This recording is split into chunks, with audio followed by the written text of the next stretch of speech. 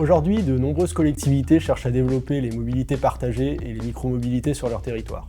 Cependant, on constate que malgré des objectifs politiques ambitieux, le manque d'outils adaptés pour la modélisation et la planification de ces mobilités laisse parfois des questions cruciales sans réponse.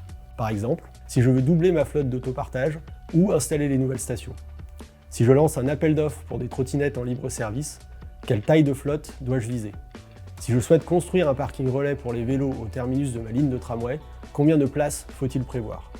Chez Egis, on est convaincu qu'en utilisant des outils innovants tels que les modèles multi-agents, nous pouvons offrir aux collectivités des solutions nécessaires pour réussir leurs projets de mobilité durable, de la micromobilité au transport en commun. On vous explique.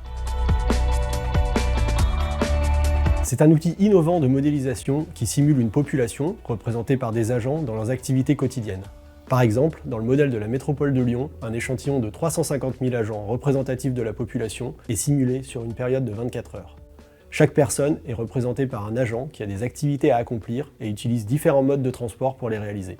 Ainsi, le niveau d'utilisation de chaque ligne du réseau découle de la réalisation des activités par les agents.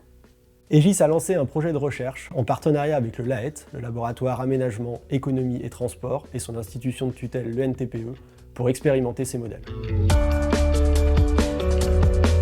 Alors, cette collaboration a permis de développer un modèle multi-agent sur le territoire de la métropole de Lyon. Son modèle opérationnel a été utilisé pour divers cas d'usage, comme par exemple le dimensionnement théorique de la flotte de trottinettes partagées sur la ville de Lyon, une analyse du potentiel d'extension du système des vélos partagés appelé VELOV, ou une évaluation des impacts des politiques de régulation du stationnement de la micromobilité partagée à Lyon. Par rapport au modèle conventionnel agrégé, la simulation multi-agent a notamment deux avantages. Le premier, c'est qu'elle permet de mieux modéliser les interactions entre les usagers et les services de transport qui se veulent de plus en plus personnalisés.